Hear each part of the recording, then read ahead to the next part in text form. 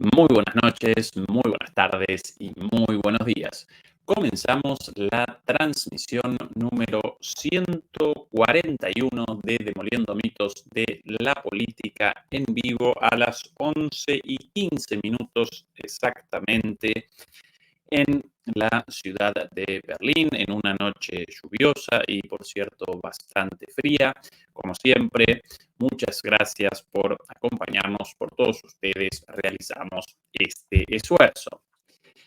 En esta transmisión vamos a establecer el foco en la teoría de la victoria de Ucrania. Una fantasía teórica creada y promovida por los Estados Unidos para que Ucrania no abandone la guerra a pesar de su desesperante situación en el presente. Antes de comenzar con el análisis, aparecen problemas de audio por ahí, con lo cual, ¿qué cosa, che?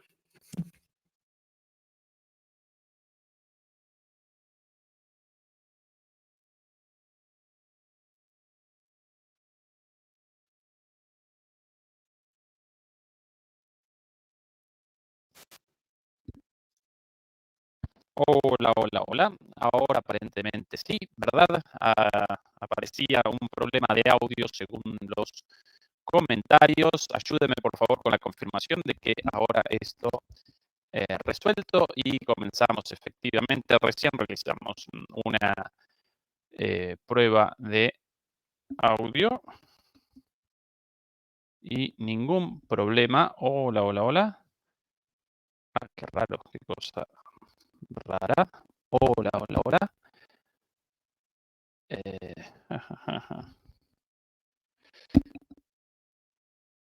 Hola, hola, hola. Ahora sí. Hola, hola. Todavía el problema, qué raro. Un poco mejor. Bueno, vamos a realizar. Ahora sí, bien. Bueno, ahora, ahora sí, para algunos aparentemente sí, para otros no, pero seguramente sí, para algunos sí, evidentemente ya mejorado. Todo súper enchufado, evidentemente algún problema de la plataforma StreamYard. Em, bueno, vamos a comenzar a pesar de esta de este pequeño problema, muy raro sinceramente que los dos sistemas de audio con un problema, evidentemente algo no de nuestra parte, sino de la plataforma. Bueno, comenzamos nuevamente. Muy buenas noches, muy buenas tardes y muy buenos días. Esta es la transmisión 141 y hoy vamos a establecer el foco en la teoría de la victoria de Ucrania, una fantasía intelectual, una fantasía teórica, como justificación para la continuidad de eh, la guerra en Ucrania. Demoledores y demoledoras, aparentemente todavía aparece el problema, así que sencillamente voy a abandonar yo esta transmisión. La transmisión no va a caducar y voy a reaparecer en un segundo inmediatamente después. Esperen, por favor, esto no caduca, ¿sí? Esperen, por favor, ahí un segundito.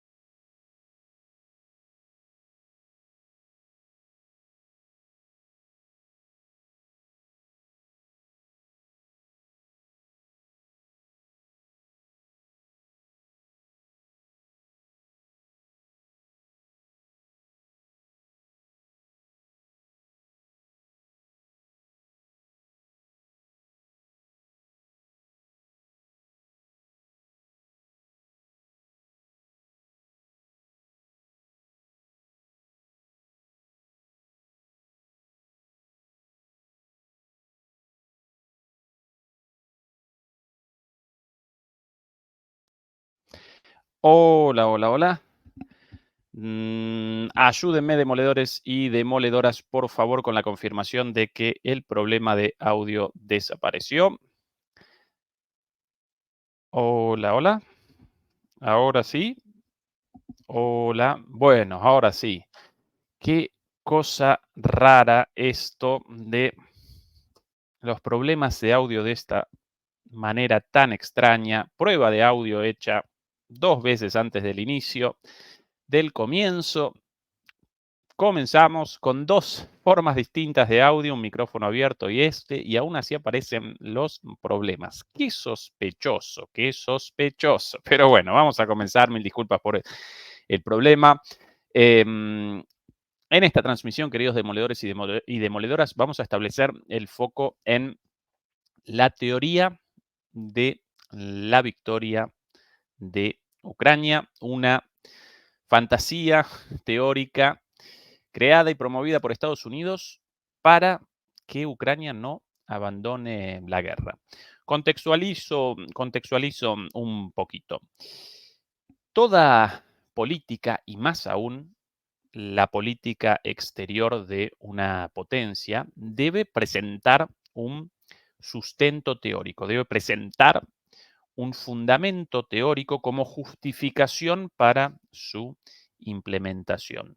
Una visión, una perspectiva, un plan como base para la implementación concreta de las políticas. Más aún si esa política, y en este caso sí, más aún si esa política determina el inicio de una guerra y más aún si genera la derrota en una guerra. Entonces debe aparecer algo detrás como justificación, como narrativa, tanto para los líderes como para que los medios de comunicación la recojan y de alguna manera la regurgiten sobre las sociedades, la regurgiten sobre las audiencias, ¿sí?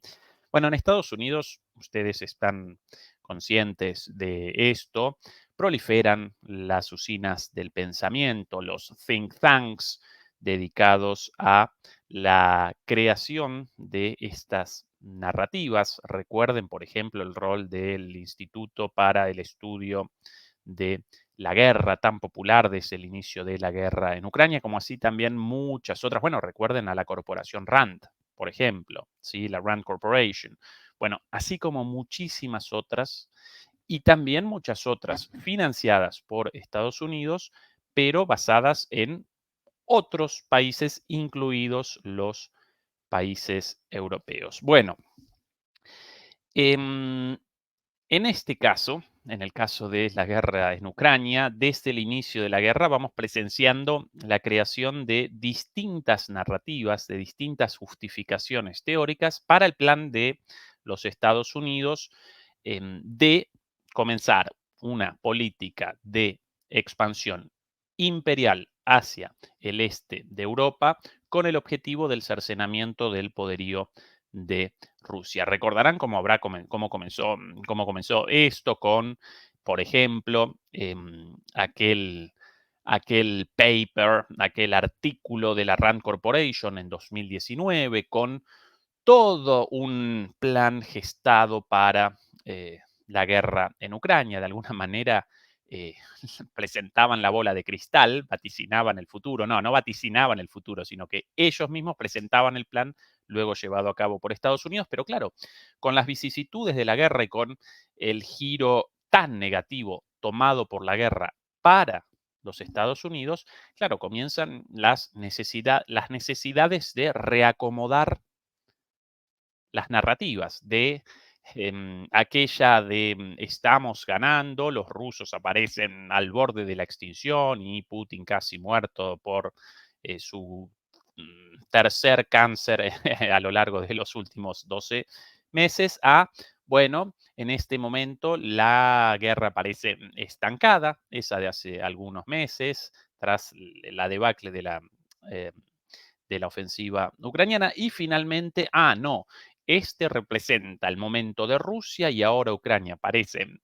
en una situación de defensa a la espera de un 2025 de contragolpe de ataque. Bueno, esa más o menos la sucesión de estas narrativas, de estas fundamentaciones teóricas para la guerra tan importantes. Yo lo remacho esto siempre porque a veces presentamos artículos, columnas y pueden aparecer para personas sin conocimiento quizás como cuestiones meramente teóricas, pero no, todas esas ideas después determinan los actos de guerra. ¿Sí? Nunca ni Estados Unidos ni Ucrania va a realizar una acción sin antes una planificación y una narrativa de esa acción. Por eso nosotros muchas veces podemos realizar la anticipación de eventos en la guerra, porque aparecemos al tanto de estas narrativas, estas justificaciones teóricas. Bueno, ¿cuál la última? Y acá redondeo esta pequeña conceptualización teórica.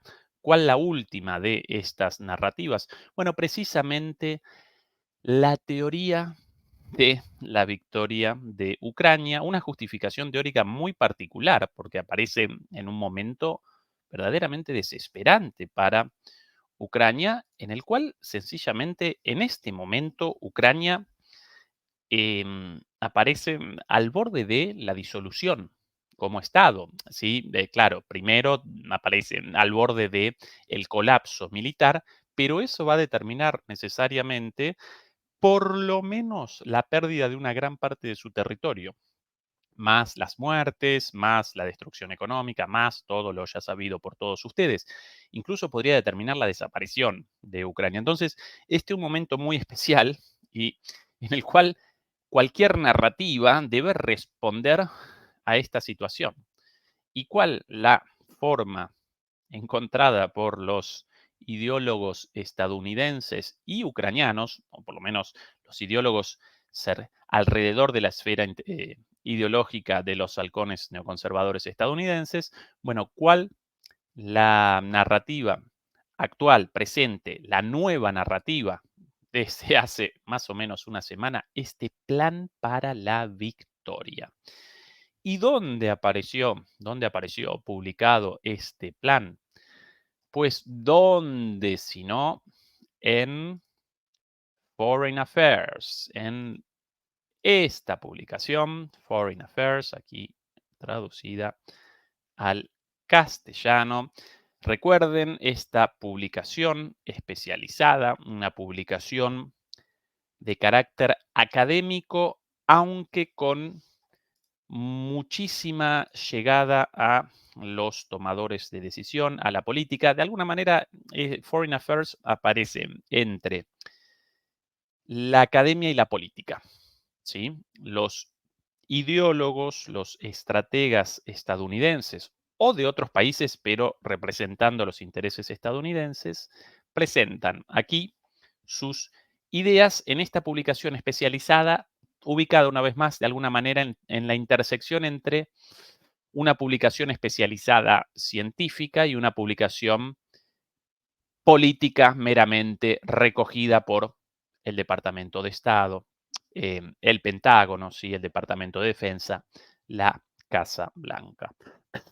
Foreign Affairs, por cierto, comenzó como publicación, apareció en 1922. Qué casualidad, 1922, los años de entreguerra, precisamente el momento en el cual colapsaba el Imperio Británico, desaparecía el poder hegemónico de aquel entonces y los Estados Unidos protagonizaban un ascenso hacia la posición de potencia hegemónica, posteriormente compartida con la Unión Soviética durante la Guerra Fría.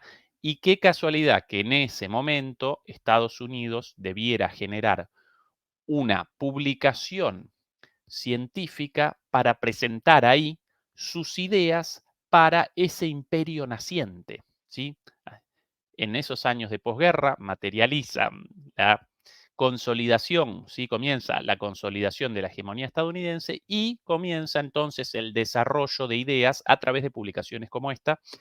Y esta, por cierto, la publicación insignia de la política exterior de los Estados Unidos. Esta publicación no solo recoge la política ya existente, sino que en gran medida va presentando los debates a la vanguardia de la deliberación desde los intereses de Estados Unidos, obviamente, va presentando lo más avanzado de las discusiones, las deliberaciones y las decisiones de los tomadores de decisión de política exterior en Estados Unidos.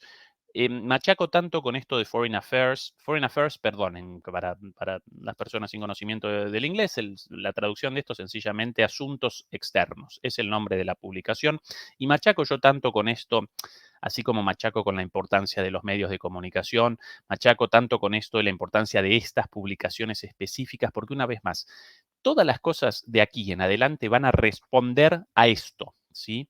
A la planificación, a la narrativa, a la concepción forjada en estas usinas de pensamiento y después llevadas a la práctica.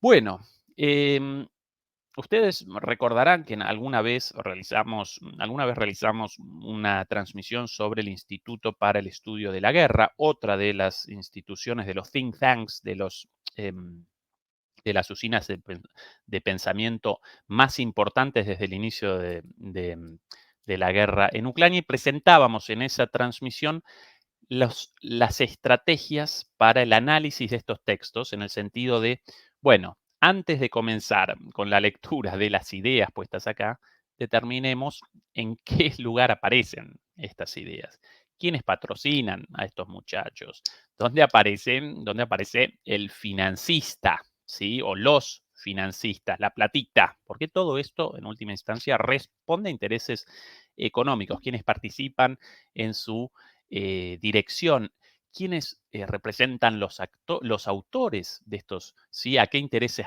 responden, con qué visiones. Bueno, eso es lo básico para un análisis de esto, y así vamos a comenzar hoy con el análisis primero, muy cortito, de los autores, ¿sí? De esta teoría de la victoria. Comencemos mejor primero con la presentación del título, una teoría de la victoria para Ucrania, con el subtítulo, con el apoyo y el enfoque adecuados, Kiev aún puede ganar. Otra vez, esta teoría para la victoria, esta justificación teórica para el desastre ucraniano en el presente y para que Ucrania no abandone la guerra e incluso desaparezca en pos de los intereses de Estados Unidos, bueno, debe comenzar sobre la base del desastre actual y generar esperanza, ¿sí? Todavía puede Ucrania determinar la derrota de Rusia. Kiev aún puede ganar. Es el título de esta columna, escrita por un tal Andriy Andriy Zagorodnyuk, estos nombres ucranianos, y un tal Elliot A. Cohen. Bueno, ¿quiénes estos señores? ¿Quiénes estas personas, estos muchachos? Bueno, el primero de ellos, nada más y nada menos que aquí. Un miembro, perdón, esto traducido naturalmente, no todo el mundo puede con el inglés, así que lo presentamos traducido. Andriy Zagorodnyuk, miembro distinguido del Atlantic Council, del Consejo, bueno, Atlantic Council lo llaman también en español, el Consejo Atlántico, presidente del Centro de Estrategias de Defensa y nada más y nada menos que ex ministro de Defensa de Ucrania. Atención a la carucha de este bebé de pecho, ¿no? Estamos presentando a los halcones neoconservadores estadounidenses, aunque en este caso este señor ucraniano, pero al servicio de los Estados Unidos, con una relación directa con el gobierno actual. Un exministro de Zelensky, no un exministro de transporte, exministro de defensa. Atención a la biografía de este señor. El ministro Andriy Zagorodnyuk es un miembro distinguido del Centro Eurasia del Consejo Atlántico, el Atlantic Council. Se desempeñó como ministro de Defensa de Ucrania de 2019 a 2020, ya después con Zelensky, básicamente. y ahora se desempeña como cofundador y presidente del grupo de expertos en seguridad, Centro para las Estrategias de Defensa, que se enfoca en estudios de seguridad, investigación y políticas en Ucrania. Antes de su nombramiento como ministro de Defensa, Zagorodniuk se desempeñó como jefe de la Oficina de Proyectos de Reformas del Ministerio de Defensa, así que siempre metido en temas de defensa en Ucrania. Desde el tiempo posterior a Maidán, fue un actor clave importante arquitecto de la reforma militar en Ucrania. Esta es la descripción de él. Recuerden que en 2014, con el golpe de Estado contra Yanukovych, con el Maidán, comienza la militarización de Ucrania y la reforma de sus fuerzas armadas, hasta ese entonces convencionales, para generar fuerzas armadas capaces para una guerra en el Donbass contra los secesionistas ucranianos prorrusos y capaces de generar una fuerza capaz de haber generado, de haber retrasado el avance de el ataque ruso en 2022. Y recuerden que Rusia cometió un error en ese entonces, Rusia y todos, con una minimización de el poderío real de las fuerzas ucranianas en 2022 como producto de este proceso de militarización desde 2014. El señor responsable de ese proceso. Este señor, antes de sus años de ministro, en los cuales seguramente él también capitaneó ese proceso de militarización, bueno, antes de eso, él encargado de importante arquitecto de la reforma militar en Ucrania. Así que, demoledores y demoledoras, el ideólogo, el planificador del inicio de todo esto, desde el lado ucraniano, obviamente, los verdaderos señores siempre en Estados Unidos, y no por nada, una vez culminada su tarea, bien de acuerdo a la política de puerta giratoria, ¿sí? De esto del gobierno a el sector privado, en este caso al sector de las ONG, de las usinas del pensamiento, los think tanks, bueno, de un lado al otro, ¿no? Si por algún lado alguna duda respecto a quién patrocinaba la militarización de Ucrania y su creciente enemistad con Rusia hasta el inicio de la guerra, bueno, este señor generó esa militarización desde Ucrania como ministro de Defensa y después, inmediatamente terminado su mandato, a Estados Unidos al Consejo Atlántico, al Atlantic Council, sobre el cual todavía no realicé una pequeña descripción pero, de este think tank, pero ahora lo vamos a presentar. Así que un verdadero nene de pecho, lo podríamos llamar, ¿no? El ideólogo de todo el proceso previo a la guerra. A julio de 2019, antes de desempeñarse como ministro, Zagorodniuk fue nombrado asesor del presidente de Ucrania para asuntos de defensa, así como miembro del Consejo de Supervisión de la empresa de defensa ucraniana Ukroboronprom. ¿Qué nombre? Ukroboronprom. Bueno, siempre metido el sector militar industrial, en el caso de Ucrania, una empresa, si no recuerdo, estatal, y bueno, donde política, donde defensa, donde empresas armamentísticas, también corrupción. Obviamente que todos estos muchachos hasta acá arriba de sus negociados con los dineros públicos, ¿no? Pocos sectores de la política tan corruptos como el sector de defensa. Qué mejor ejemplo que Estados Unidos, con un presupuesto de 800.000 millones de dólares anuales, y aún así no pueden siquiera generar las municiones suficientes para la guerra en Ucrania. Bueno, ¿dónde todo ese dinero? En un entramado de corrupción enorme pensado para que, bueno, recuerden este famoso ejemplo de presentado por un legislador estadounidense, de un paquetito de municiones, de unas balas, ¿sí? Si no recuerdo mal, de 9 milímetros, chiquititos, mostrados en una sesión en el Congreso, y comenzaba, ¿cuál es el valor de esto? ¿Por cuánto es en bolsa Estados Unidos por esta bolsita de balas? $90.000, ¿sí? Una bolsita de balas, de 20 balas. Bueno, esta es una forma de corrupción en Estados Unidos, así que si eso en Estados Unidos, en Ucrania, eso elevado a la 10ª potencia. Bueno, Zagorodniuk tiene títulos en Derecho de la Universidad Nacional Taras Shevchenko de Kiev, un diploma de posgrado con distinción en la especialidad de Estrategia Financiera de la Said Business School de la Universidad de Oxford. Siempre metido también, naturalmente, los británicos, claro, la formación de este muchacho difícilmente podría haber realizado sus estudios en la Universidad Pública de Moscú o en la Universidad de Beijing. No, no, obviamente.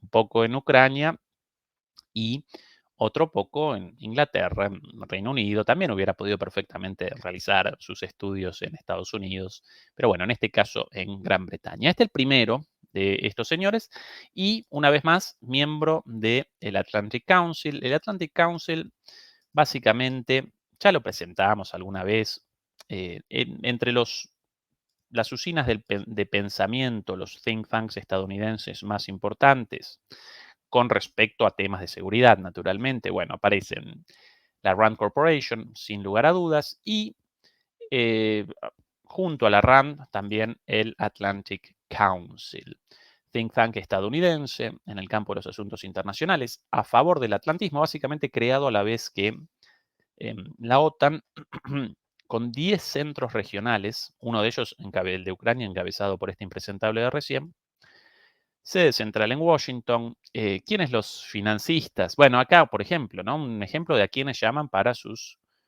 galas de honor en este Atlantic Council. ¿Lo recuerdan a este señor?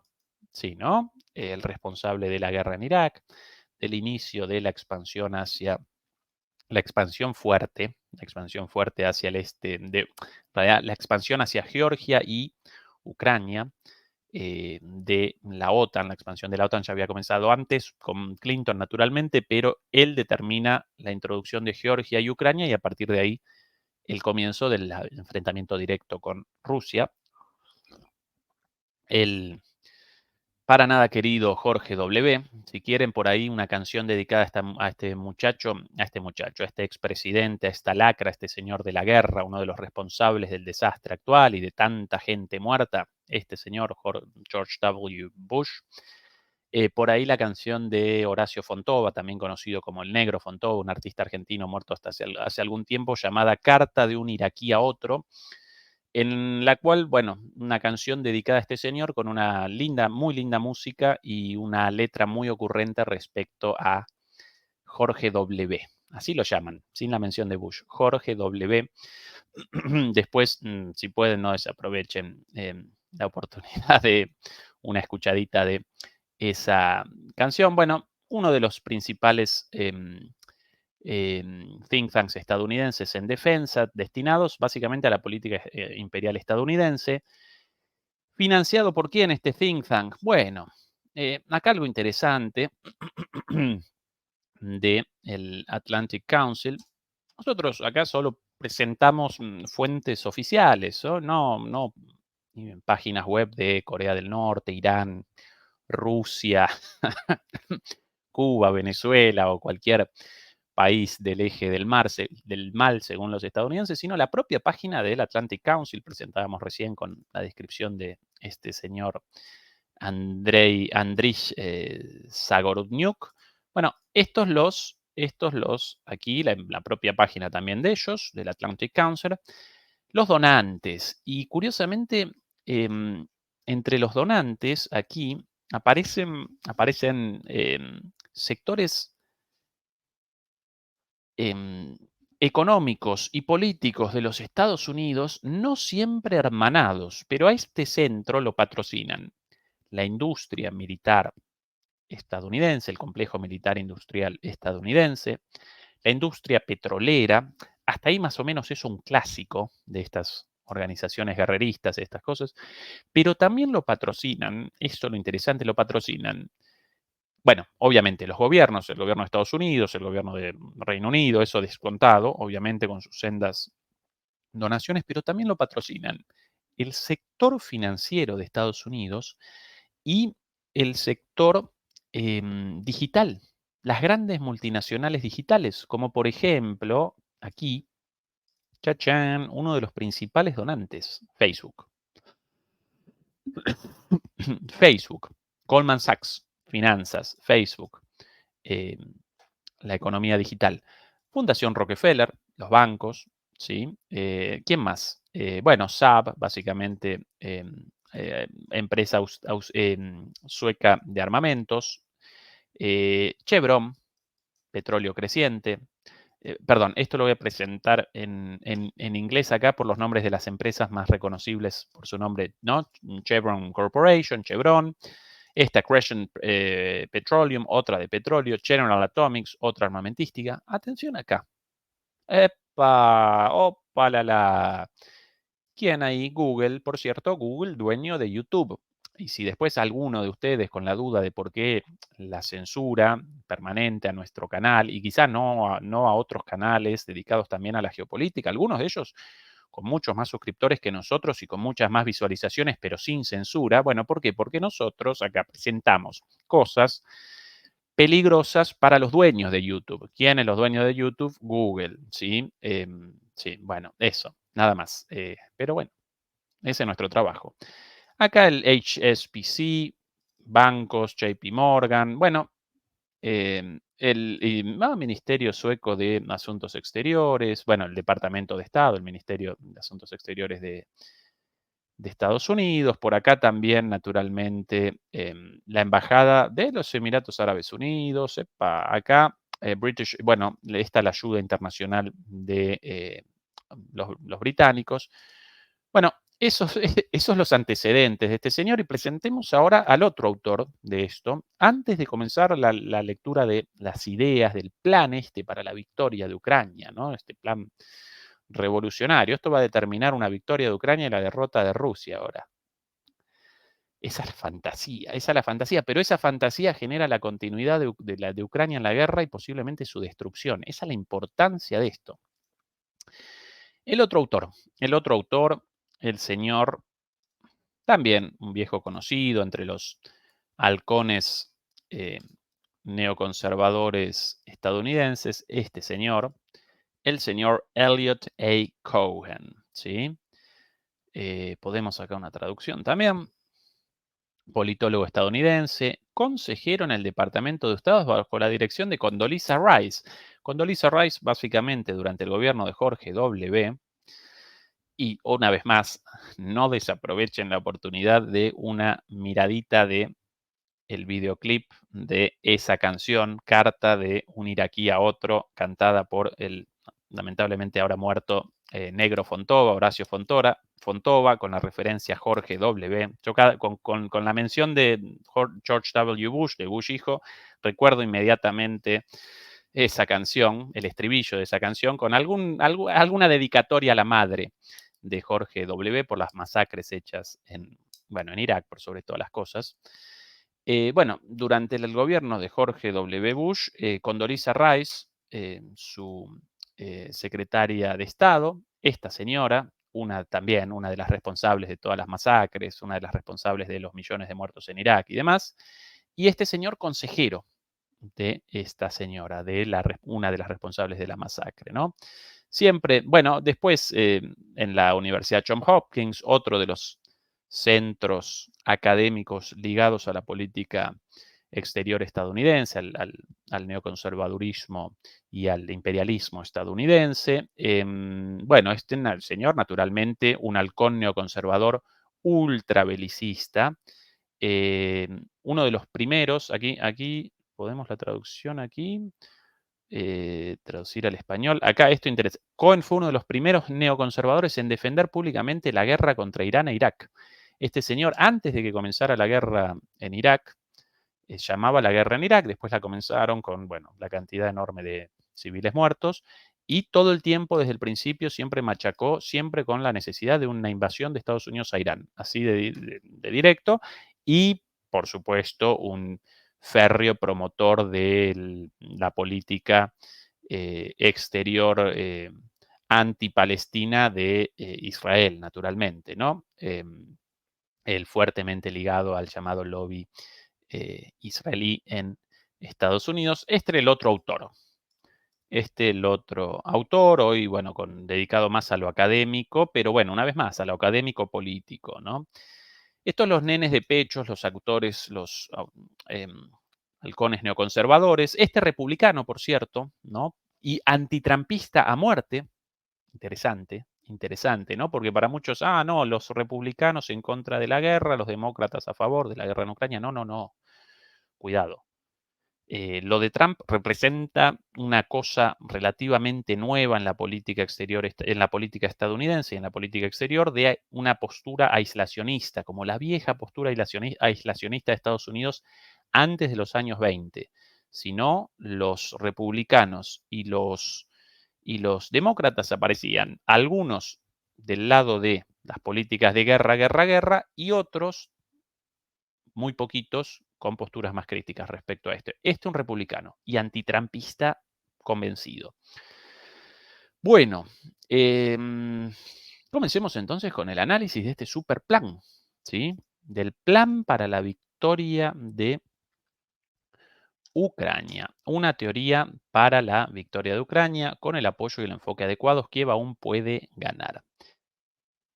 El gobierno de Estados Unidos decidió proporcionar más ayuda a Ucrania justo a tiempo, el paquete, ¿no? A finales de abril, justo antes de que se aprobara el paquete de ayuda, el país, devastado por la guerra, Ucrania, estaba agotando sus últimas reservas de municiones y racionando rondas de artillería y proyectiles, y las fuerzas ucranianas comenzaron a perder terreno en parte como resultado. Bueno, esto ya lo presentamos mil veces, esta idea de por el retraso en la ayuda, Ucrania retrocedía. Mentira, ya carecía de armas desde hace tiempo y Occidente sencillamente carecía de armas para el envío. Aún si hubieran convalidado los 60.000 millones de dólares, por cierto, de los cuales solo 14.000 fueron despachados para ayuda militar, todo lo demás, recuerden, fue canalizado hacia los Estados Unidos para el reabastecimiento de las armas ya enviadas, con lo cual no despachaba más armas a Estados Unidos durante esos 6 meses porque no podía, porque carece de esas armas en sus arsenales y carece de la capacidad productiva. Pero machacan con esto. Por culpa de Trump y de los republicanos, retrocedió Ucrania por falta de armas. Mentira. Los 60.000 millones de dólares que ahora fluyen hacia Ucrania, mentira, 14.000 en el mejor de los casos, ayudarán a corregir estas disparidades, brindando a Kiev una oportunidad de detener la ofensiva rusa. Bueno, cada vez más ofensiva con un frente nuevo, por el contrario, pero bueno. El paquete de ayuda también sirve como enorme impulso psicológico, dando a los ucranianos una nueva confianza en que no serán abandonados por su socio más importante. Por cierto, esta columna de hace una semana más o menos, ¿sí? A veces vamos a, debemos realizar un esfuerzo por recordar verdaderamente o por determinar una vez más si esto apareció hace una semana como el último plan, cuando en realidad en 2022 presentaban las mismas estupideces, pero bueno, acá con algunas actualizaciones. Pero el paquete de ayuda por sí solo no puede responder a la pregunta central que enfrenta Ucrania, ¿cómo ganar la guerra? Tampoco pueden hacerlo las contribuciones de Europa y más allá, por necesarias que sean para mantener a flota Kiev mientras el conflicto se prolonga. Lo que Ucrania necesita no es solo más ayuda, sino también una teoría de la victoria, algo que algunos de sus socios han evitado deliberadamente discutir. Bueno, esto es cierto que lo presentábamos, que no pueden participar en esta locura, perseverar en un camino suicida, sin una narrativa, ¿no? Y esto, ellos explícitamente quieren generar esa teoría de la victoria, esa narrativa hacia el suicidio, básicamente. Estados Unidos nunca ha planificado su apoyo a Kiev más allá de unos pocos meses seguidos, incluso cuando el Congreso ordenó la provisión de una estrategia estadounidense a largo plazo para su apoyo a Ucrania. Como parte del proyecto de ley de ayuda, se ha centrado en maniobras de corto plazo, como la tan esperada contraofensiva de 2023, en lugar de estrategias o objetivos viables de largo plazo, incluido un posible triunfo sobre Rusia. Hasta finales del año pasado, los funcionarios estadounidenses se abstuvieron incluso de utilizar el término victoria en público. De manera similar, Estados Unidos en general ha evitado describir su objetivo en Ucrania como una derrota rusa. La única declaración real a largo plazo de Washington, que apoyará a Ucrania durante el tiempo que sea necesario, carece por sí sola de sentido. Bueno, algo dentro de toda esta prédica belicista e imperialista, algo de esto cierto, en el sentido de que públicamente los líderes estadounidenses no pueden presentar una derrota rusa como su objetivo, porque bueno, en primer lugar eso desenmascararía, desenmascararía sus objetivos imperialistas, desenmascararía su objetivo de una derrota estratégica rusa y la verdadera causa de la guerra. Ellos presentan la guerra como la locura de Putin y en realidad esto responde a el objetivo de Estados Unidos de generar una derrota estratégica en Rusia. Entonces no lo pueden presentar así, porque, bueno, una vez más, eso representaría una revelación de sus verdaderas intenciones. Segundo, ¿por qué no lo pueden presentar así? Por un lado, por cierto temor, porque ellos quieren la derrota estratégica rusa, pero también aparecen bien asustados de que ante una posible derrota estratégica de Rusia, Rusia responda con el botoncito rojo, ¿sí? Justo como esto, de color rojo, así, aparece, ahí está el micrófono rojo, aparece el rojito por ahí, sí, ahí, tic, el botoncito rojo, cling, y todos por el aire, todos, nosotros incluidos también, todos por el aire, los rusos, los estadounidenses, todo el mundo en Europa, en América Latina posteriormente como producto del invierno nuclear, todo el mundo. Por eso no lo presentan también de esta manera. Y en parte, y aquí algo de verdad en estos impresentables, en parte porque como el objetivo de esto comenzaba como generar un golpe contra Rusia, recuerden el, el- el paper, el artículo de la RAND, con la planificación de una guerra en Ucrania para generar una derrota de Rusia, pero claro, generar una derrota, ellos lo llamaban el overextending, sobreextender, de alguna manera desgastar a Rusia. Esa es la traducción quizás correcta de la palabra overextend, de esta sobreextensión en este sentido técnico, ¿no? Querían generar el desgaste de Rusia y de repente comenzó una guerra directa, prácticamente directa, entre la OTAN y Estados Unidos y Rusia, con China metida también ahí, con la decadencia de Estados Unidos.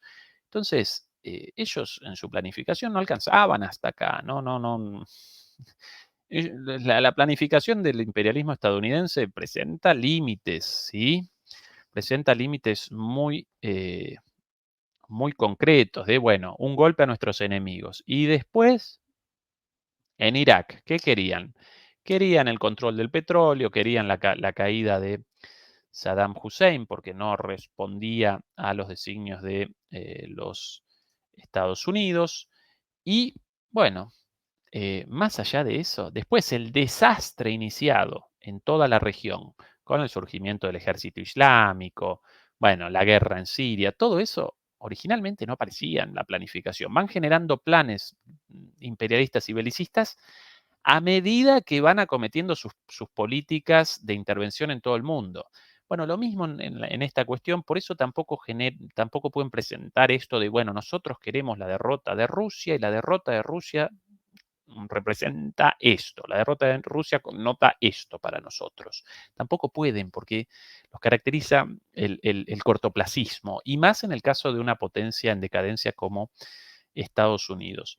Bueno, estos señores, con el reconocimiento correcto de esto, claro, nosotros realizamos un análisis de esto desde una perspectiva crítica, de este cortoplacismo guerrerista y belicista de Estados Unidos. Estos impresentables no, estos lo presentan como, carecemos de una visión de derrota total de Rusia y nosotros queremos ahora generar un documento con la definición de la derrota de Rusia y de la victoria de Ucrania. Es el objetivo de estos impresentables, ¿no? Obvio, no desde una perspectiva crítica como nosotros. Pero bueno, esa es la contextualización de este plan. Hasta este momento, Ucrania ha sido clara acerca de sus objetivos, incluyen la liberación de todo el territorio dentro de sus fronteras internacionalmente reconocidas, el regreso de prisioneros de guerra, ciudadanos deportados y niños secuestrados. Todavía machacan con esto, ya ha terminado la mentira de los niños secuestrados. Justicia mediante el enjuiciamiento y la indemnización de crímenes de guerra y el establecimiento de acuerdos de seguridad a largo plazo. Pero Kiev y sus socios aún no están de acuerdo sobre cómo lograrlo. Al parecer, a nadie se le ha ocurrido una teoría sobre cómo puede ganar Kiev. Bueno, es el casi gracioso esto, ¿no? Bueno, además los objetivos de Ucrania, ¿no? Que pobrecitos, mamita querida. Y después recogen a la gente de los pelos para despacharla al matadero en el frente, ¿va? Pero bueno, los ucranianos quieren la derrota de Rusia, pero los occidentales aparentemente con miedo, según esta gente. Es hora de que esto cambie. Occidente debe declarar explícitamente que su objetivo es una victoria decisiva de Ucrania y la derrota de Rusia. Y debe comprometerse a suministrar a Kiev ayuda militar directa y apoyar la floreciente industria de defensa del país ucraniano. Mientras tanto, las fuerzas ucranianas deben trabajar para avanzar hasta que puedan expulsar a las fuerzas rusas de todo el territorio ocupado, incluida Crimea. Sí, claro. A medida que Ucrania avance hacia este objetivo, por ahora solo retrocede, eventualmente quedará claro para los ciudadanos rusos que seguirán perdiendo no solo terreno en Ucrania, sino también vastos recursos humanos y económicos y sus perspectivas futuras de prosperidad y de estabilidad. En este momento, el régimen del presidente Putin, Vladimir Putin, podría verse sometido a una presión sustancial, tanto interna como externa, para poner fin a la guerra en términos favorables a Ucrania. Una vez más retrocedo, porque acá esto nos recuerda un poquito al DeLorean. ¿Nos recuerdan al DeLorean, el automóvil de Back to the Future, de Volver al Futuro, o Regreso al Futuro, si no recuerdo mal la traducción para eh, el español de España? eh, Recuerda a la narrativa de 2022. Esto no, de 2024, de hace una semana. Esta idea de avances ucranianos, muchos muertos rusos, y eso va a generar una revuelta y la destitución interna de Putin. Muchachos, 2024. ¿Hace cuánto? ¿Un mes las elecciones en Rusia? ¿Cuánto? No, 84, más de 80, no recuerdo el porcentaje exacto. 85% de votos para Putin. Más, si no recuerdo. ¿Qué revuelta interna? Cuidado, que van a generar grandes pérdidas, cada vez, en términos relativos, menos pérdidas en las Fuerzas Armadas rusas. La economía floreciente y quieren otra vez pérdidas, bajas, la economía en decadencia y una revolución interna. Estos muchachos aparecen fuera de la realidad. En 2022 retroceden 2 años por lo menos en la cabeza. Pero bueno, por supuesto, será difícil amenazar el control ruso de Crimea e infligir graves daños a su economía y sociedad, pero una estrategia más realista que la alternativa propuesta, un acuerdo negociado, mientras Putin esté en el cargo.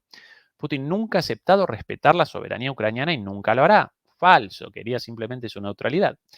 En todo caso, la retórica de Rusia sobre la guerra se ha vuelto más aniquilacionista, invocando a la Iglesia Ortodoxa y sugiriendo que el conflicto es algo así como una guerra santa con consecuencias existenciales. Lo de las consecuencias existenciales es cierto por la seguridad de Rusia. Es ahora esto de la Iglesia Ortodoxa metida y una guerra santa. Yo quisiera la opinión de Cohen, uno de los autores de esto, respecto a la política exterior de Netanyahu, porque ahí sí presenció un componente fuertemente mesiánico en la masacre de los niños gazatíes. Acá no, acá parece abiertamente una disputa geopolítica, ¿sí? No una guerra santa, ni mucho menos para Rusia, una estupidez esto, pero bueno, una más. Cualquier negación en las circunstancias actuales dejaría a Ucrania en el mejor de los casos paralizada, dividida y a merced de una segunda invasión rusa. En el peor de los casos, eliminaría al país por completo. No puede surgir una paz sostenible y de largo plazo de negociaciones con un agresor que tiene intenciones genocidas. Ucrania y Occidente deben ganar o afrontar consecuencias devastadoras. Bueno, la guerra no responde a una disputa geopolítica entre Rusia y la OTAN, incluida el cambio, la reconfiguración del orden mundial, sino a la voluntad genocida de Putin. ¿Sí? Ustedes quizás confundidos, pero no, esta es la realidad. Por lo menos así la presentan estos delirantes. Delirantes. Las intenciones genocidas de la guerra. Mamita. Mientras estadounidenses y europeos reflexionan sobre la posibilidad de ayudar a Kiev a evitar este horrible destino, los funcionarios estadounidenses deberían recordar que si Occidente flaquea, invitará nuevas invasiones rusas. Otra vez la perorata de ¿no? Una vez caída Ucrania, van a conquistar todo el mundo los rusos. Altos líderes militares y funcionarios de inteligencia de los países europeos están haciendo sonar la alarma sobre esta perspectiva.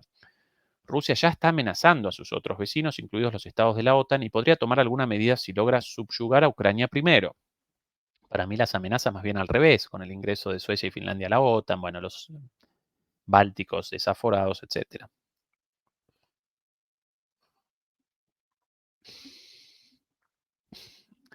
Una victoria rusa también alimentaría las ambiciones territoriales de China en el Indo-Pacífico, ya metida China también, ya que revelaría los límites del compromiso de Occidente para salvaguardar la soberanía de sus socios. El conflicto ruso-ucraniano no se desarrolla en el vacío, un resultado adverso se sentiría en todo el mundo. Final primero. El hecho de que Ucrania y sus socios carezcan de una estrategia para la victoria 3 años después de la guerra es un problema grave. Sin un fin en mente, los líderes de Kiev, Washington y Bruselas están tomando decisiones clave de forma gradual y en última instancia incoherente. Eso es cierto. Ucrania puede lograr éxitos locales, pero no una derrota integral del enemigo. Por suerte, los socios occidentales de Kiev tienden a pensar solo en el siguiente tramo de suministros, y sin un panorama estratégico será difícil mantener la moral y la voluntad de luchar en Ucrania y más allá. Sí, efectivamente, porque la guerra ya perdida. Elaborar una teoría de la victoria será mucho más difícil hoy que en 2022, cuando Rusia lanzó su invasión a gran escala. Desde entonces Rusia militarizó su economía, se preparó para una guerra larga, logró reclutar hordas de soldados y produjo grandes reservas de equipo. Pero a pesar de estos éxitos, la doctrina de guerra terrestre de Moscú sigue siendo poco sofisticada. Otra vez esta perorata de las malas armas rusas, como los rusos, ¿no? Los presentan como violentos, como barbáricos, como borrachos, y sus armas rústicas, de mala calidad, poco sofisticadas, convencionales. Bueno, precisamente por ese carácter rústico, confiable, por esos fierros rusos, precisamente por eso los están machucando a bombazos, por la confiabilidad y la masividad de esas armas, sin sobredimensionamiento, sin sobre ingeniería, así lo llaman, al overengineering, sobre ingeniería, unas cosas súper sofisticadas, y después a los 3 tiros el arma descompuesta, como las armas estadounidenses. No, estas armas convencionales, confiables y muy útiles y masivas, y por eso los están machucando. Pero otra vez con esta perorata, ¿no? El artículo en parte retrasa 2 años. Perdón por la pastilla demoledora, yo todavía en recuperación, recuerden de mi laringitis. Antibiótico esto.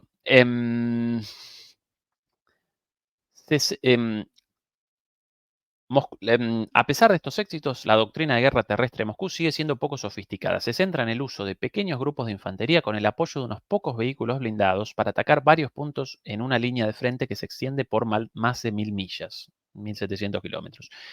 Estas tácticas han permitido a Moscú lograr avances territoriales limitados, pero solo después de perder enormes cantidades de tropas de armas. Las pérdidas de Rusia, incluidas hasta 1000 o más bajas por día, equivalen aproximadamente a su incorporación de nuevas tropas que son de una cualidad mucho menor que las de 2022. Todo mentira, Dios. Bueno, esto de 1000 bajas por día, ¿esto sacado de dónde? De la fantasía del sueño húmedo de estos guerreristas, porque ni los ucranianos con esos valores dados sobre los rusos. Cualquier delirio, recorran la página de Mediazona, una organización rusa anti-Putin contratada por la BBC para el análisis de las bajas a partir de la lectura de los obituarios, y las bajas rusas en términos relativos van retrocediendo desde el momento más alto con la toma de Bakhmut en su momento. Y por cierto, esto de los pequeños grupos de infantería con el apoyo de vehículos blindados, eso responde a la estrategia rusa por la introducción de los drones. Los ucranianos no pudieron en su ofensiva, contra los drones rusos, pero también contra su artillería, contra su poderío aéreo y por sobre todas las cosas contra sus campos minados. Los rusos sí están pudiendo realizar ofensivas en este nuevo tipo de guerra de desgaste con la presencia de los drones con esta estrategia, pero ellos los presentan como poco sofisticados, deben querer una vez más esa estrategia fallida de la OTAN de avances en flecha con las superarmas occidentales, fracasadas todas en el frente, tan exitosa en otras grandes guerras como Irak, Afganistán, por cierto, todas perdidas y todas ellas contra, bueno, el ejército de Irak, contra los pastores afganos, no contra Rusia. Rusia los machuca a bombazos. A pesar de sus enormes inversiones, las capacidades de Moscú no son infinitas. Cada mes, por ejemplo, Rusia pierde tantos vehículos como producen sus fabricantes y está quemando reservas de vehículos blindados más antiguos a un ritmo insostenible. Mentira, cada vez presenta una capacidad de, de producción mayor a las pérdidas. Eso muy evidente en la enorme cantidad de vehículos utilizados ya en todos los frentes y ahora en 2 frentes nuevos en el norte y cada vez con más vehículos. Además, las propias publicaciones occidentales convalidan esto, presentan cifras sobre la producción de artillería, de vehículos blindados rusos, la CNE, bueno, los mismos medios occidentales, así que otra estupidez. Lo que es más importante, Rusia enfrenta tanto una escasez de mano de obra como de recursos, esta última en parte gracias a una combinación de sanciones occidentales, medidas de control de exportaciones y una campaña de bombardeos ucraniana que está limitando la capacidad de Rusia para refinar y luego vender petróleo. Pero estos, estos muchachos fumados antes de la redacción de esto, pero no fumados con un porrito de marihuana, estos muchachos fumados con crack o alguna droga dura, un fentanilo, un LSD, algo. Ucrania está limitando la capacidad de Rusia para refinar y luego vender petróleo. Todas las estadísticas, incluso publicadas por los medios occidentales, presentan las cifras récord de exportaciones de petróleo rusas. Después, escasez de mano de obra como de recursos. Cada vez más soldados en el frente y cada vez más acumulación de soldados. ¿Cuántos videos recuerdan de Rusia recogiendo chiquilines de los pelos en la calle para despacharlos a la masacre? De Rusia, no de Ucrania. Ninguno. En Ucrania cada vez más. Y estos tipos poniendo esto, falta de soldados. Nada más. Moscú no es un gigante invencible. Los pequeños avances de Rusia solo fueron posibles gracias a su abrumadora ventaja en potencia de fuego que se produjo solo como resultado de la interrupción de la ayuda occidental. Una vez más, esta mentira. Los sistemas de artillería del país se basan en modelos antiguos y carecen de precisión y capacidades de largo alcance y sus sistemas de lanzamiento múltiples de cohetes, tanques y equipos de aviación no son rival para los modelos occidentales. No, claro, mejor los Abrams y por sobre todas las cosas los Challengers hundidos en el barro. Recorran los videos con los análisis hechos sobre cada uno de esos vehículos y el desastre de su rendimiento, de su actuación en la guerra en Ucrania y determinen la comparación con los viejos y queridos T-70, T-72 de los rusos, tomados de los soviéticos y remozados. En un video, por cierto, un T-70 machuca a un Abrams de un tiro, uno solo, ¡pum! Chau. El Abrams supermoderno, esto, lo otro, tanque soviético de los 70, con su ayornamiento, visión nocturna, bueno, sistemas de posicionamiento, disparo, todo modernizado, pero el tanque en sí, un tanque de los 70 a un tanque moderno estadounidense, ¡pum! Divisado, disparado, eliminado. Si Ucrania tiene suficientes suministros, podrá mantener a raya la artillería rusa, las defensas aéreas mejoradas, incluidos los aviones de combate F-16 equipados con misiles aire-aire de largo alcance, reducirán los ataques rusos a infraestructuras críticas de Ucrania, así como unidades estacionadas cerca del frente. Con las fuerzas rusas cada vez más paralizadas, Ucrania pronto podría utilizar sus sistemas occidentales de largo alcance como los ATACMS para derribar los centros de comando y control y los activos de defensa aérea rusos. Bueno, esta es la fantasía de los F-16. Con misiles aire-aire de largo alcance reducirán los ataques rusos a infraestructuras críticas. Claro, los ataques con Iskander, con misiles Iskander balísticos, con los misiles los X-555 de crucero, los quinzales, bueno, todo el arsenal, bueno, los drones, te va a ayudar para la defensa contra eso, o las bombas planeadoras tiradas a 70 kilómetros, para eso te van a ayudar los 20 F-16 de mala muerte cedidos por Occidente y todavía no cedidos. Cuac, cuac, cuac. Qué risa que me da. Kiev también debe utilizar drones en cantidades mucho mayores para cumplir todas estas tareas. Bueno, acá un par de pavadas sobre los drones. Voy a avanzar un poquito porque quiero presentar las ideas más importantes. El proceso de suavizar las posiciones rusas y debilitar la determinación rusa probablemente llevará alrededor de un año. De acá a un año, bueno, cualquier cosa posible, incluso la desaparición de Ucrania, pero un añito, ¿no? Este es el plan de ellos. Después del cual Ucrania debería recuperar la iniciativa. Kiev debería volver a lanzar contraofensivas limitadas que le permitirán retomar terreno clave. Si este ataque tiene éxito, el régimen de Putin podría enfrentar una crisis generada por grandes pérdidas y fracasos en el campo de batalla. Después de todo, el sistema político ruso ya está mostrando grietas. El fallido motín de 2023 del líder mercenario Prigozhin, la degradación o el arresto de altos militares, incluido Surovikin, el impactante éxito de los terroristas del Estado Islámico al atacar dentro de Moscú en marzo reflejan la creciente vulnerabilidad del régimen. Primero, el motín de Prigozhin resuelto casi sin un tiro, y después Prigozhin muerto, fortalecido Putin. Degradación de altos oficiales, vamos a llamarlos rupturistas o oficiales con una línea en su momento más dura que la del gobierno de Putin, ¿no? Oficiales críticos. Bueno, precisamente degradados o arrestados, fortalecido Putin. Incluido Surovikin, bueno, Surovikin ahora no arrestado, sino mandado a África. Impactante éxito de, bueno, esto ya como una especie de apología del terrorismo, impactante éxito de los terroristas del Estado Islámico. Bueno, un atentado, los atentados naturalmente inevitables en gran medida, atrapados todos sus perpetradores. Y por cierto, algo condenable desde todo el punto de vista. Acá lo presentan como, qué bueno el atentado, ¿no? Lo presentan además como atentado del Estado Islámico y obviamente detrás de eso los Estados Unidos y por sobre todas las cosas los servicios de inteligencia ucranianos.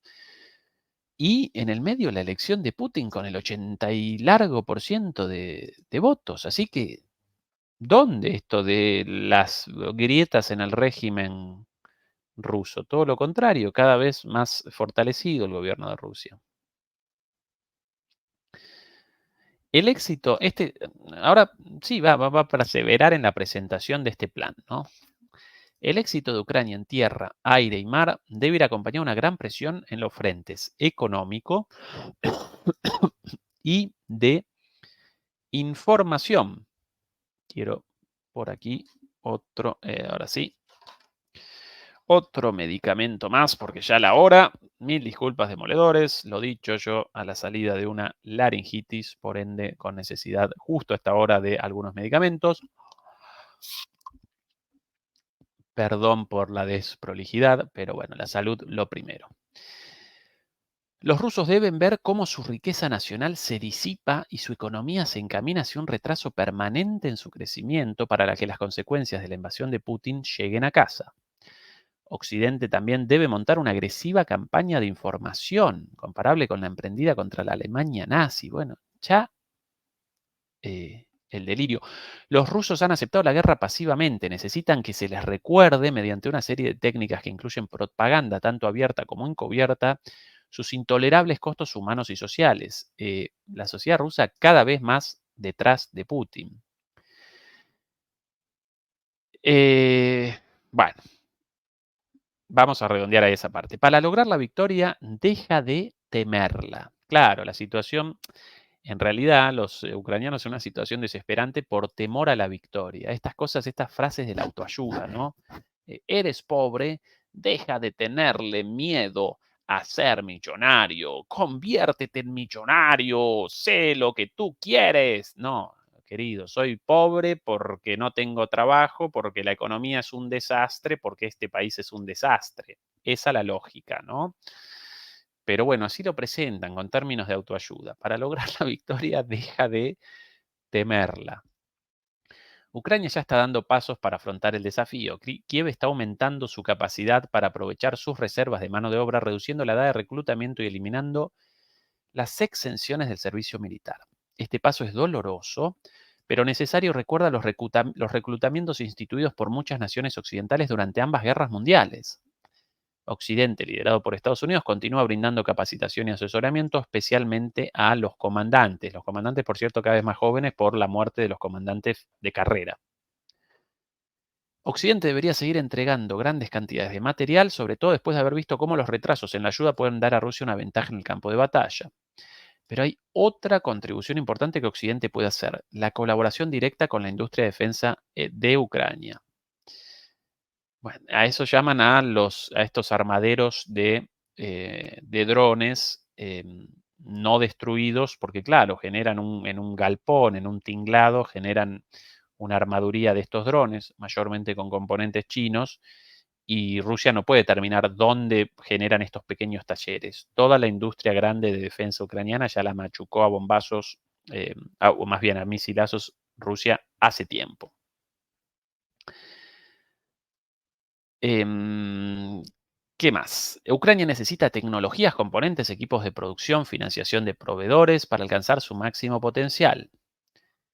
Si Occidente puede suministrar estos recursos, la capacidad manufacturera de Ucrania se disparará, impulsando el éxito del país en el campo de batalla. Justo, ¿no? Una industria, este es el plan de Victoria Nuland en Financial Times, introducido la primera vez. Lo presentamos aquí también, esta idea de una industria floreciente en el marco de la guerra. Si de repente una gran industria armamentística de Ucrania, los rusos direccionan uno de sus quinzales y adiós a esa industria, para siempre. Si Occidente puede ayudar a que la industria de defensa de Ucrania se ponga al día, las posiciones de Rusia se volverán insostenibles. Por cierto, la industria occidental no puede contra la producción industrial militar de Rusia, así que si no pueden los propios Estados Unidos, difícilmente podrían los ucranianos. Por el momento, los subordinados de Putin creen que la guerra se puede ganar. Solo rompiendo esa creencia mediante las derrotas rusas podrán Ucrania y Occidente abrir la puerta a la retirada de Putin o su eventual derrocamiento. En tales condiciones, Putin probablemente elegirá la autoconservación antes que la victoria. Y si por alguna razón no lo hacen, otros pueden tomar esta decisión por él. En cualquier caso, Ucrania debería seguir adelante con su campaña para recuperar territorio, un tipo diferente de ofensiva terrestre, una que se produzca después de que Kiev haya alcanzado la superioridad aérea con su campaña de drones, podría aislar y liberar a Crimea. Claro, lo que no pudieron en una ofensiva con 100.000 muertos y todo el apoyo de la OTAN, ahora lo quieren con una guerra de drones. La reconquista de Crimea, pudieron la toma de un pueblo, de Rabotino, ¿no? Lo recuerdan, ya retomado por los rusos, ese pueblito de 5 casas. Eso pudieron en su épica ofensiva contra Crimea. Ni siquiera querían hasta Crimea, querían hasta el mar de Azov. Ahora quieren la liberación de Crimea con drones. ¿Esto sacado de dónde? De la Guerra de las Galaxias. Así el grado de delirio. Bueno, qué plancito, qué teoría para la victoria hasta ahora. Si esto escrito por un yonki, un drogadicto de drogas duras, de heroína, pinchado en la calle y escribiendo estupideces, más o menos lo mismo, a ese nivel. Y atención acá, frente a la cuestión del riesgo nuclear. Algunos analistas occidentales, temiendo una escalada nuclear, pueden temer este tipo de victoria ucraniana. Claro, en el caso de este delirio concretado, Putin con el botoncito rojo y chau, chau victoria ucraniana, chau todo. Sin duda, Putin ha tratado de fomentar esos temores en los últimos 2 años, insinuando que podría usar armas nucleares cuando Occidente ha considerado proporcionar tanques, misiles y aviones. Pero Putin nunca ha actuado de acuerdo con su retórica beligerante, incluso cuando Occidente invariablemente cruzó cada una de las líneas rojas. En cambio, Ucrania ha incurrido en los costos de las vacilaciones de Estados Unidos y Europa. En el verano de 2022, Mientras sus socios ofrecían qué ayuda ofrecer, Kiev perdió oportunidades críticas para capitalizar sus primeros contraataques exitosos al continuar con una rápida destrucción de las fuerzas de Putin. Mentira, también, todo mal, esto no pueden una bien. Bueno, que no hayan podido más avances en Kharkov respondió a que no podían generar la explotación de esa contraofensiva. Conquistaron algunos territorios gracias a el retroceso ruso por falta de tropas y no podían más que eso, ya no podían más. Y en Gerson, entregada estratégicamente por los rusos para generar el acortamiento de la línea de defensa, mucho menos hubieran podido. Y esto con grandes bajas. Ahora, la respuesta de estos tipos a la posibilidad de una guerra mundial. No, como nosotros ya con varias líneas rojas cruzadas y Putin muy paciente, entonces podemos más líneas rojas, podemos comenzar con el rompimiento de la próxima línea roja. Por ejemplo, ahora en debate, la autorización de ataques en la retaguardia profunda rusa, ¿no? ¿Por qué? Porque hasta ahora Putin paciente. Esto como si uno en una pelea con un tipo mucho más grande que uno, o no, mejor. Esto como si uno en una pelea con un tipo armado, ¿no? Yo una discusión con nadie, jamás en mi vida una pelea en la calle, pero bueno, una discusión en la calle contra alguien armado con un arma acá, calzada en su cinturón, y comienzo una pelea. Y comienzo a los golpes más o menos y el tipo por el momento reacciona con una defensa, pero sin el desenfunde de la pistola y 3 tiros en mi cabeza, lo cual podría en cualquier momento, porque el tipo armado, el tipo con una pistola en el cinturón. Y bueno, y si de repente yo comienzo ganando esa pelea, ¿cuál mi esperanza? Porque esta es la fantasía de estos tipos. ¿Cuál mi esperanza? Como no me despachó de un tiro hasta ahora, si el tipo ya ha caído en el piso y al borde de la muerte y ya realmente amenazada su vida, no va a realizar 3 disparos. Como hasta ahora, lo va a caracterizar la moderación y va simplemente a responder con puñetazos a mis patadas en el piso. No. Si hasta ahora no respondió con la pistola, bueno, no respondió porque no quería un asesinato y los problemas con la policía. Pero cuando el tipo realmente, con su vida amenazada, va a despachar 3 tiros en mi cabeza sin ningún problema, ¿sí? Y esto es lo mismo, estoy generando una analogía con la situación con Putin, con Rusia y las armas nucleares. Así que una estupidez. Como ya cruzadas líneas rojas, podemos el cruce de más líneas rojas. No, todo lo contrario. Como ya cruzadas varias, cada vez más peligroso. El temor general de Occidente a la inestabilidad se basa en los hechos. Una derrota decisiva puede, de hecho, significar el fin del putinismo. ¡Qué delirio! Dejando a Rusia en un estado de incertidumbre política, pero no es tarea de Occidente salvar un régimen criminal del colapso. Rusia hoy es un estado que comete rutinariamente asesinatos en masa, torturas y violaciones, lleva a cabo operaciones de sabotaje y matanzas en suelo de la OTAN. Ah, sí.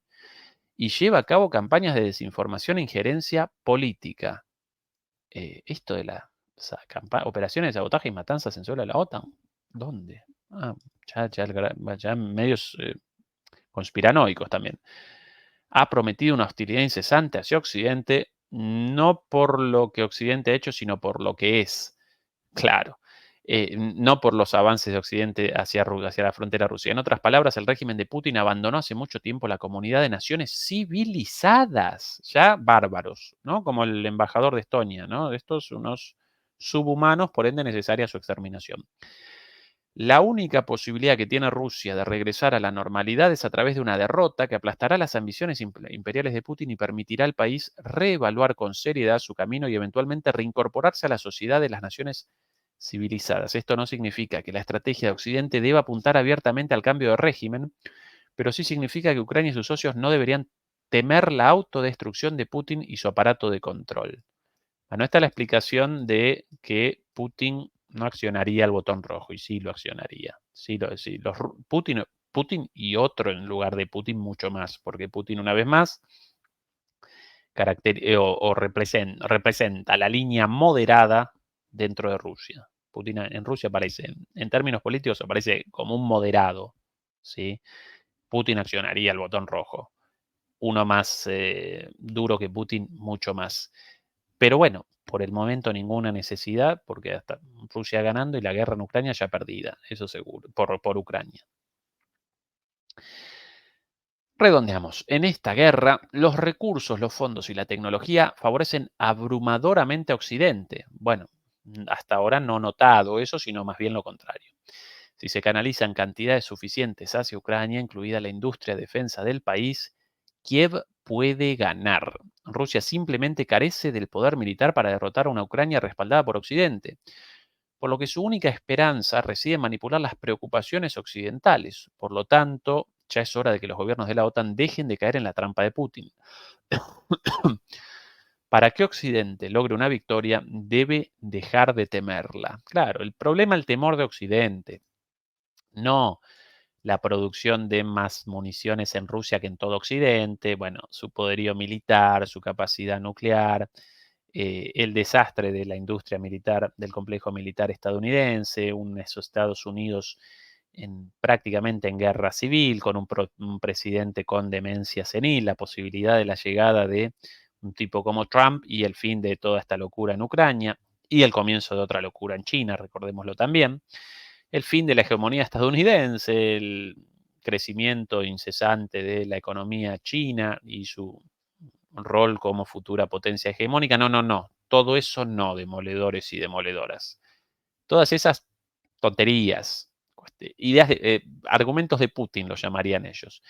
El problema, de la situación actual en Ucrania aparece en el temor a la victoria. Para que Occidente logre una victoria, debe dejar de temerla. Claro, nosotros confundidos, todos nosotros en este canal, Fernando Moragón, Juan Antonio Aguilar, ayer también participaba Eduardo Bior, bueno, por cierto, qué gran transmisión la de ayer por los 100.000 suscriptores, participaron Juan Antonio Aguilar, Eduardo Bior, em, Fernando Moragón, Jesús López Almejo, muchas gracias Jesús, un saludo desde acá, con unos análisis espectaculares, realmente realizamos una muy linda transmisión ayer en agradecimiento a todos ustedes, si no pudieron presenciarla, no la desaprovechen. Pero bueno, todos nosotros equivocados, evidentemente, todos equivocados. Los problemas de Ucrania en la guerra responden al temor a la victoria. Obviamente lo presento esto con ironía porque genera risa. El temor a la victoria determina la derrota de Ucrania, porque ellos no aparecen convencidos realmente, ¿no? El lenguaje de la autoayuda llevado a la guerra. Al hacerlo, puede lograr, ¿no? Para que Occidente logre una victoria debe dejar de temerla. Al hacerlo, evidentemente al lograr la victoria, al hacerlo puede lograr seguridad para sí mismo y para Ucrania, que se ha sacrificado tanto por su propia causa como por la causa más amplia de la libertad. Y ahí, de fondo, Milei, ¿no? ¡Viva la libertad, carajo! Y todos los adolescentes engañados, pobrecitos alrededor suyo, todos, ¡viva! Ay, ay, ay, qué mundo el nuestro, demoledores y demoledoras. El plan para la victoria de Ucrania, en su última versión. Em, Esta es la justificación, esta es la narrativa, esta es la razón por la cual los líderes occidentales, los medios occidentales, los líderes ucranianos, los medios ucranianos, y lamentablemente las sociedades occidentales en su pasividad, y bueno, la pobre sociedad ucraniana, la gran víctima de todo esto. Bueno, sobre este plan aparece este desastre. Sobre este plan generan esta situación de desastre, de eliminación de Ucrania como Estado, de destrucción de su sociedad, de su economía, de chicos recogidos de los pelos en las calles y despachados como carne de cañón frente a la artillería rusa. Bueno, bueno. Vamos, demoledores y demoledoras, a em, redondear la transmisión por hoy en este lugar. Recuerden acompañarnos con algunos anuncios, por cierto, para los próximos días. Algunos, bueno, como siempre en DMP Geopolítica, los análisis, qué lapsus, Qué lapsus, mamita querida, freudiano. Los análisis de los analistas de siempre, solo que a partir de ahora los programas de Bruno, Bruno Sgarsini, hasta esta semana los lunes, y los análisis de Eduardo Bior el martes, por ahí las risas de los demoledores por el lapsus. Yo leyendo hasta hace un ratito, bueno, la escuela de los anales de historia, por eso la palabra anales, no por otra cuestión. Pero bueno, ya dicho esto, ya, bueno, ya he cometido el lapsus, ya metida la pata. Bueno, entonces los análisis de ellos dos movidos hacia el fin de semana, van a comenzar, si no recuerdo mal, lo voy a presentar a lo largo de la semana, lo vamos a presentar en la semana. Eduardo los viernes a las 7, antes del programa de Fernando Eduardo, ahí para que puedan generar un ping-pong de análisis como el de ayer, precisamente, súper interesante en la transmisión por los 100.000 suscriptores. Y el de Bruno, o el jueves o el sábado, lo vamos a acomodar por ahí, más cerquita del fin de semana, para que más demoledores los puedan presenciar. Los programas de ellos verdaderamente excelentes, excelentes. Mi recomendación, sus programas ellos quizás menos conocidos, especialmente en España, quizás menos conocidos que Fernando Moragón, que Juan Antonio Aguilar, que Adrián Celaya y que eh, eh, Javier Martínez, porque todos ellos participan en negocios televisión y en muchos medios. Por el contrario, Eduardo y Bruno descienden de la prensa escrita, entonces quizás hasta ahora con menos exposición mediática, menos exposición televisiva, pero sus análisis de un nivel superlativo, por eso los vamos a acomodar el fin de semana para que los puedan presenciar más personas, más demoledores y demoledoras. Y bueno, la semana próxima vamos a comenzar a realizar algunas entrevistas a algunos expertos también en inglés, pero después dobladas al español con inteligencia artificial. Ya realizamos la publicación de varios videos doblados al español con voces generadas por inteligencia artificial. Y si bien puede aparecer alguna cosita por ahí no del todo perfecta, aparecen muy claros los videos, por eso generaron muchísimas visualizaciones. Así que vamos a comenzar, o voy a comenzar yo a realizar entrevistas, yo como entrevistador o yo como entrevistado, para medios internacionales en inglés, y los vamos a presentar por acá también traducidos. Así que esos los anuncios parroquiales, demoledores y demoledoras. Como siempre, un placer. Hasta la próxima. Los queremos mucho. Chao.